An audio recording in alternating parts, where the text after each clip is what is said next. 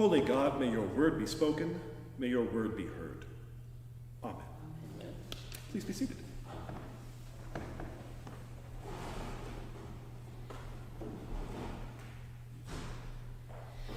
I wonder how you feel this morning, particularly in contrast or in relationship to how you felt, say, Tuesday morning. Do you feel different, the same? Has anything moved in the past week to shift how you're feeling about the world, your life? Better or worse? You feel worse. Feel worse this week. Worse this time than you felt earlier in the week. Others, yeah, you're feeling worse. Feeling worn down. Tired? Say again? Just different? Different feelings? It's the roller coaster that we are on, day by day, moment by moment, week by week, in and of itself is exhausting, let alone the events that are unfolding in our midst. I started this week, Monday night, I was watching the boys. We were in our nighttime routine, which consists of some relaxing cartoons to watch while they kind of transition into bedtime. And as I often do, because I can only find watching the next episode of Daffy Duck so entertaining. I love Daffy Duck, I'm not saying that.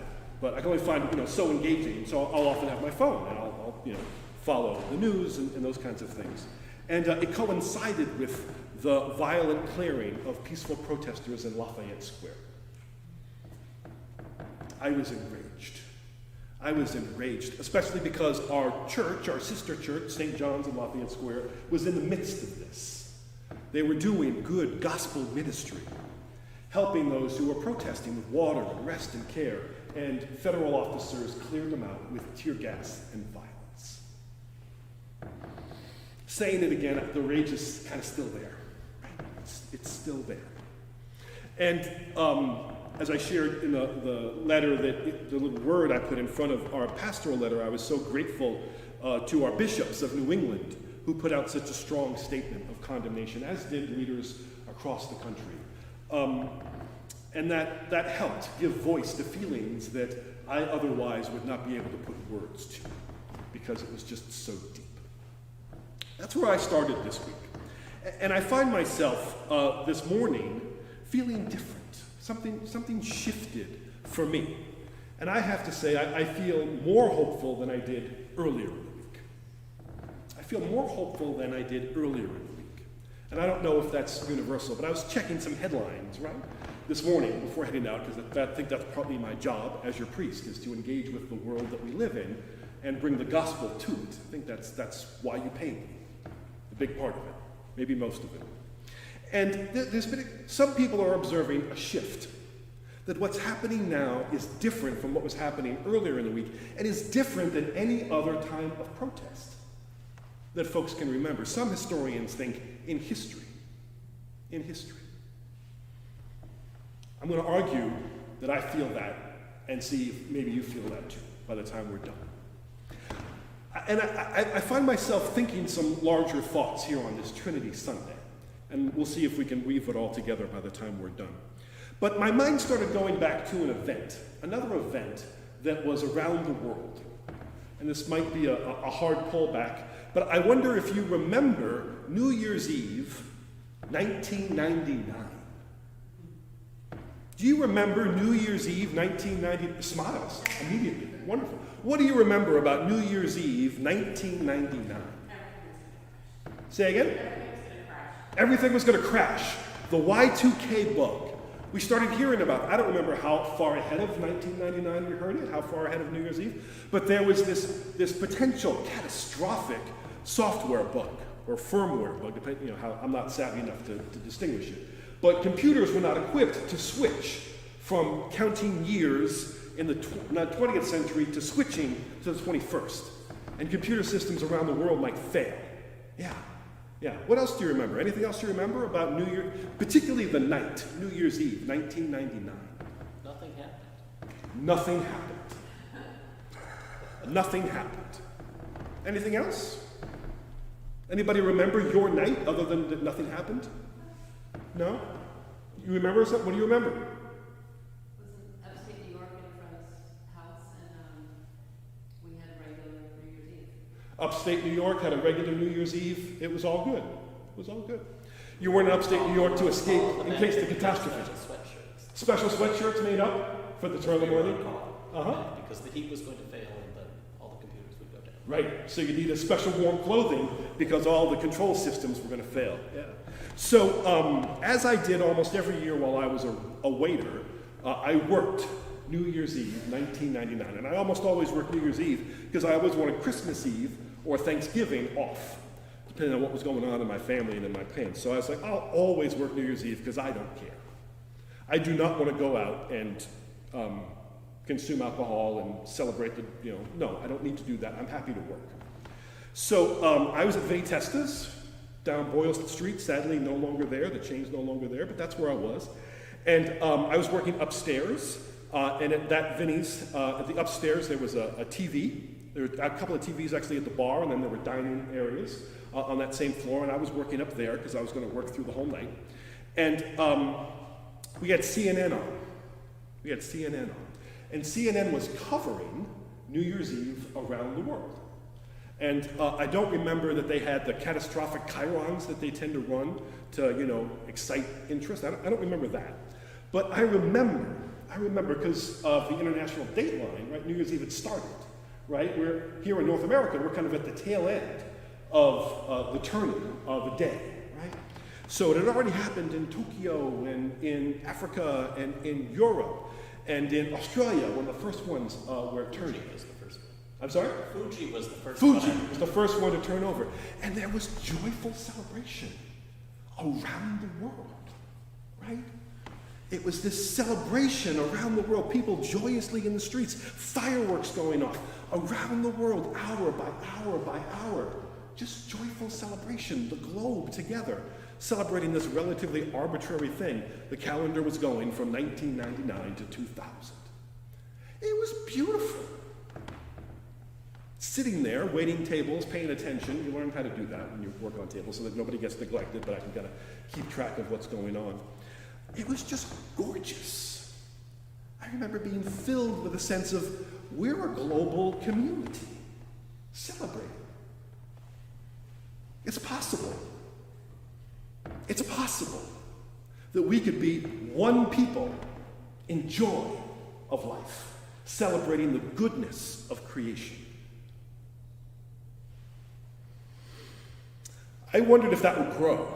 Right? I wondered, is this an experience that people are going to remember? From your take, probably not. Didn't happen. Didn't happen that this was a seed that grew into something.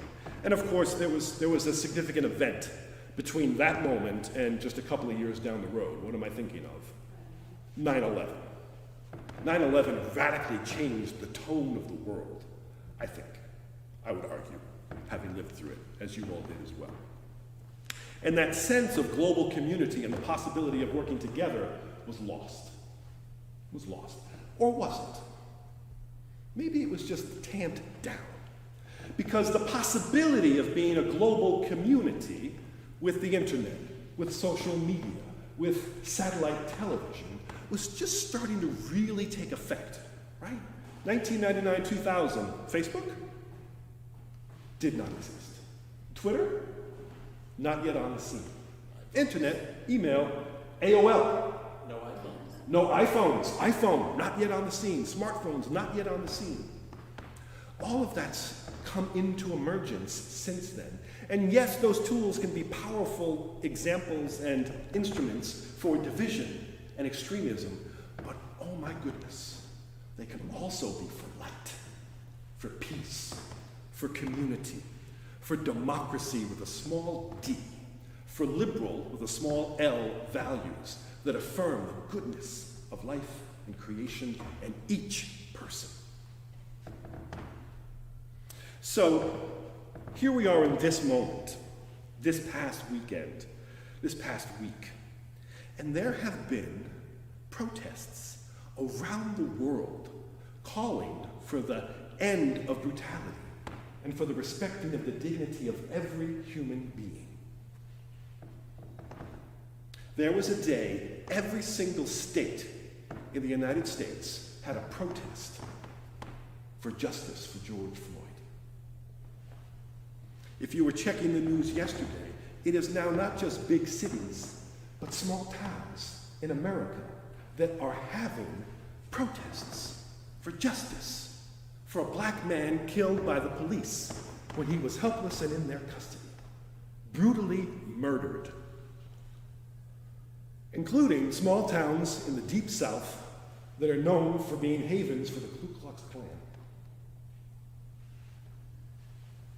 Something's happened that's good.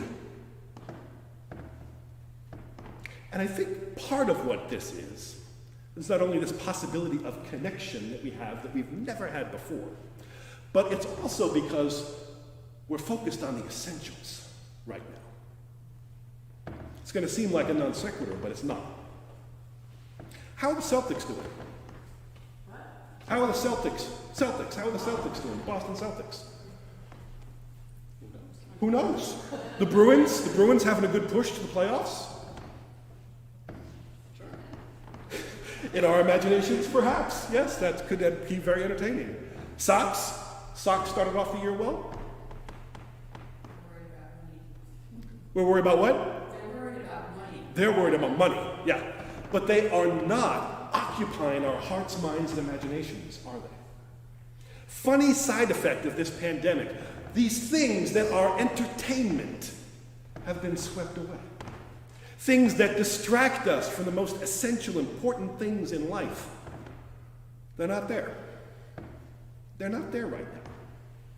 And so we can pay attention and hear and see things that actually deserve, demand, need our conscious participation and awareness.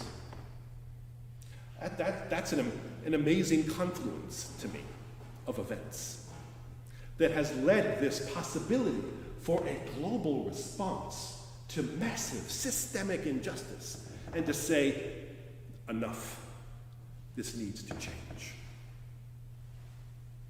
This focusing on the essential, I think that's kind of the core idea of Trinity Sunday. I think that's it. You know, I've juggled for you on Trinity Sunday, playful idea, 3 things, 1 thing, all that. Yeah, I decided not to do that today. I don't know that it would translate that well, kind of over YouTube. And we've looked at the St. Athanasian Creed, which just, impossible to understand. The Trinity is impossible to understand, and yet it's essential. And the essential idea is this: God is community. God is love. God is love for others. That's really love for yourself. That's the core idea of the Trinity. That it's all part of one another. We are all part of one another. And there's signs of that actually coming out in our world today. That's hopeful. That's hopeful. There are reports on the news from protests that were very tense, requiring courage to overcome the fear, becoming joyful, becoming dance parties. Little Pride, I think, kind of connects with that, right? To celebrate in the face of opposition and discrimination, to be joyful about who we are in our diversity and in our community. That's exciting. That could take us somewhere that we want to be. And we're going to a place where we don't know. We don't know where we're going. We don't know what's going to happen. But there are people who can be inspirations to us and who we can learn from.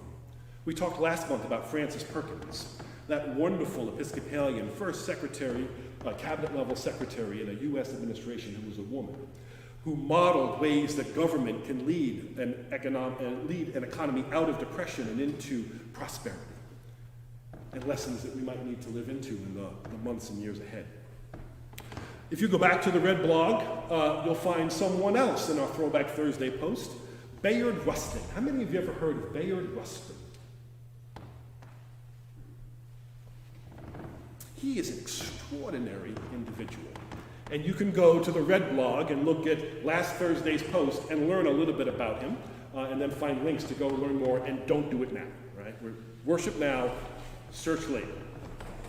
After coffee hour, after the World War Z book group, go check it out later this afternoon. But I'll give you a quick snapshot. Bayard Rustin was a gay black man. And in the 1940s, he was eligible for the draft, and he conscientiously objected to serve. World War II, conscientious objector, serving a time in federal prison until the war ended.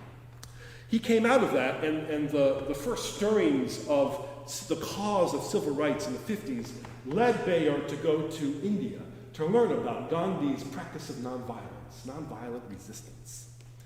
And he learned deeply the wisdom of Gandhi's method of bringing about social change. And he brought it back to the United States and became deeply involved in the civil rights movement from the very beginning.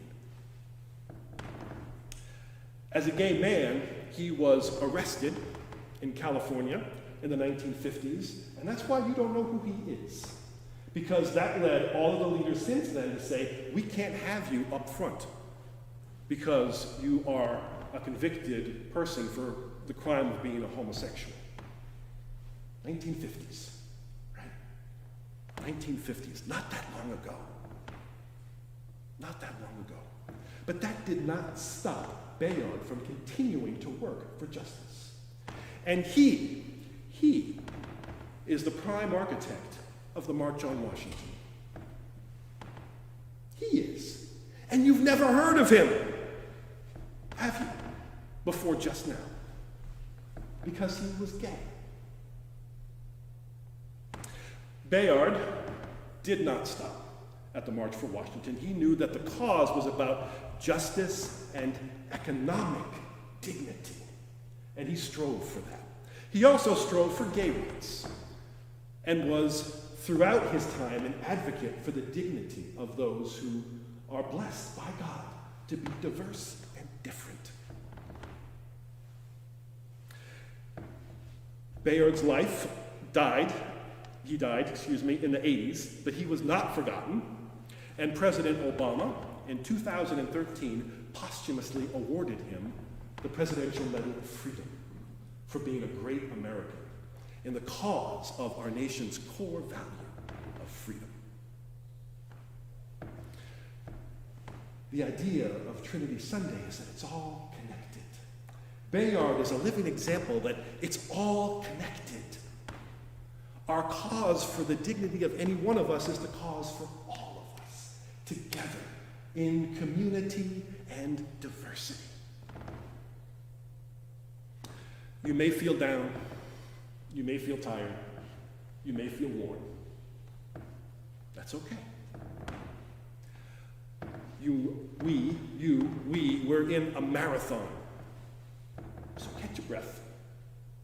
Find the people who inspire you and get ready to carry on. To carry on. Because we have an opportunity before us, friends, to fashion a world more like the gospel values that we cherish than has ever been possible before. And we have to seize it. We have to. Amen.